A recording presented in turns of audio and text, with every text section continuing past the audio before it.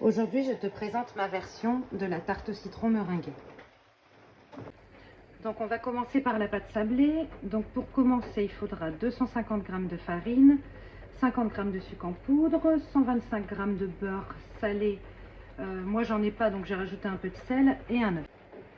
Donc, on commence à verser la farine, le sucre et le beurre. Et ensuite, on mélange le tout en écrasant le beurre dans la farine et le sucre pour que ça fasse ce fameux sablage de la pâte sablée. Une fois que les ingrédients sont bien mélangés, tu rajoutes l'œuf et tu fais une boule.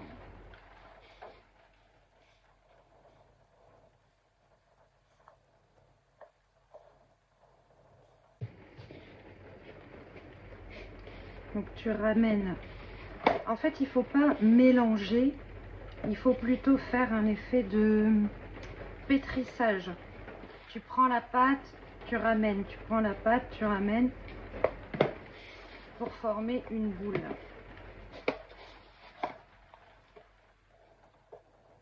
Si elle est trop collante, tu rajoutes un peu de farine.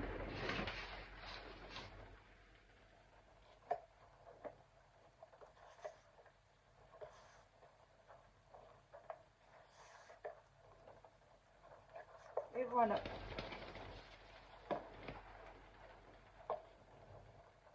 J'ai oublié de dire qu'avant de préparer la pâte, tu allumes ton four à 180 degrés. Donc ensuite, pour la pâte, tu farines ton plan de travail, la pâte sablée.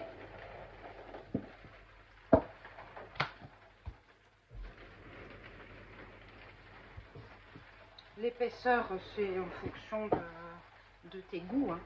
Là, la pâte, les quantités pour la pâte, c'est pour un moule de 24 cm de diamètre. Donc moi, j'ai choisi un cercle à pâtisserie un petit peu plus petit que 20 cm de diamètre, mais tu peux utiliser des plats comme ça si tu n'as pas de cercle, peu importe le plat que tu utilises. Voilà mon cercle.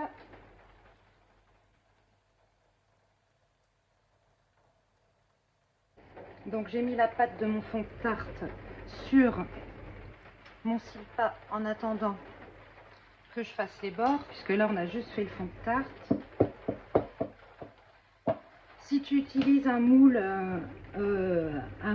normal avec des rebords, tu n'as pas besoin de faire ça. Tu étales ta pâte, tu la mets dans le moule et puis tu la fonces bien, tu égalises.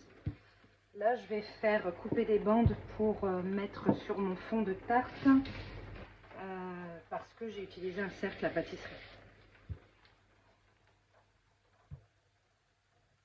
Donc, on essaye de découper des jolies bandes selon l'épaisseur du rebord.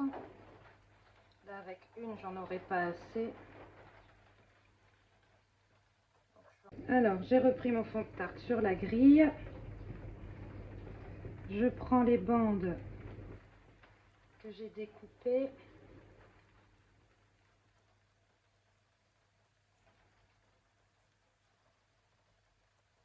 Hop.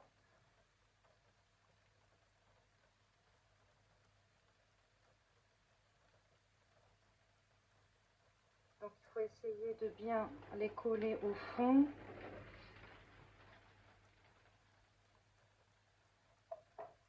Bien les coller entre les rebords. Une fois que c'est fait, on égalise les rebords.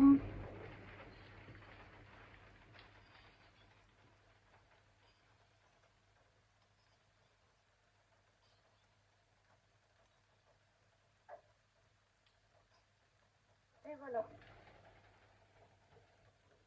Et donc on enfourne 20 minutes à 180 degrés. Donc maintenant on passe à la crème au citron.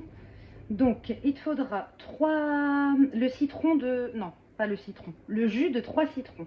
Moi, j'ai mis 2 citrons jaunes et 1 citron vert pour changer. 100 g de sucre, 80 g de beurre qu'on divise en 60 et 20 g. Et j'ai mis 2 œufs entiers et un jaune.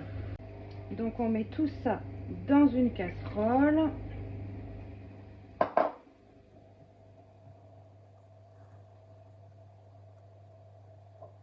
Voir donc dans la casserole donc le jus, le sucre et on met les 20 g de beurre.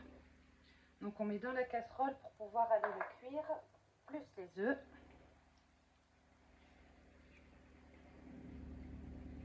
Hop. Donc tu mets la casserole sur le feu et tu remues à feu moyen, c'est bien. Il faut remuer tout le temps. Si tu laisses la casserole et tu t'en vas faire quelque chose d'autre, ça va faire comme des espèces de gros grumeaux.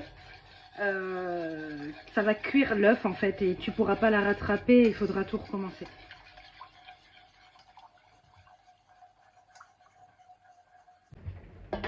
Tu vois ce que je t'ai dit de ne pas faire, de laisser la casserole et d'aller faire autre chose. J'ai sorti ma tarte du four. Voilà, le blanc de l'œuf qui a coagulé. Donc, je te dis à tout à l'heure, je recommence tout. Bon, me revoilà. Du coup, il me restait que 2 citrons verts et 1 citron jaune. Donc, pour les 3 citrons, j'ai inversé. Mais bon, le goût du citron vert est aussi très bon. Tout dépend ce que tu aimes. Tu peux mettre que des citrons jaunes ou que des citrons verts. Donc, tu mélanges à feu moyen, petit à moyen. Et tu mélanges jusqu'à ce que la crème épaississe. Tu vois, là, ça commence à épaissir. On va pas tarder je vais pas tarder à l'enlever.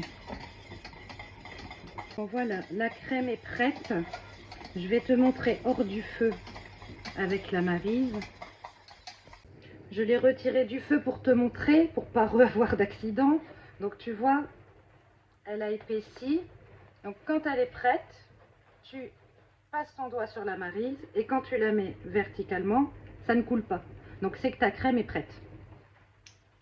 Tu la laisses refroidir avant de rajouter le restant de beurre. Enfin refroidir, tiédir. Il faut qu'elle redescende en température au moins à 50 degrés. Donc là j'ai récupéré ma crème qui a tiédi. Donc je vais rajouter les 60 g de beurre qui restaient. Moi je les mets au batteur, c'est plus simple et plus rapide.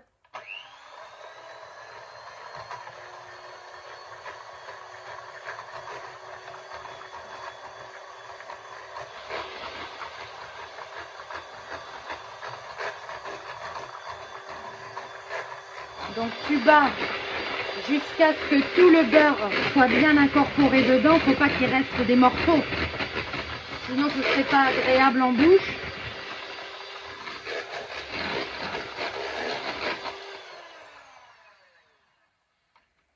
Hop.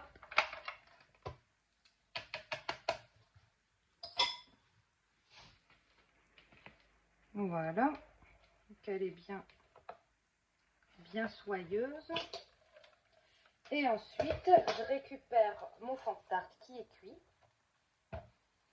Donc moi, ce que j'ai fait pour que ce soit un petit peu plus net, là, ici, sur les côtés, c'est que j'ai pris, tu sais, les grands pâtissiers ont des longs, comme un peu un zesteur, tu vois, pour faire des zestes de fruits. Et ben, moi, j'en ai pas. Donc moi, j'ai pris une râpe. Une râpe pour mon fromage. Voilà. Et comme ça, tu peux râper ici pour que les bords soient plus nets si tu avais pris un cercle et que c'était un petit peu plus ondulé. Et comme ça fait plus joli. Donc, tu verses ta crème au citron dans le fond de tarte, en sachant que moi, j'ai pris un fond de tarte de 20 cm. À la base, c'est pour une tarte de 24.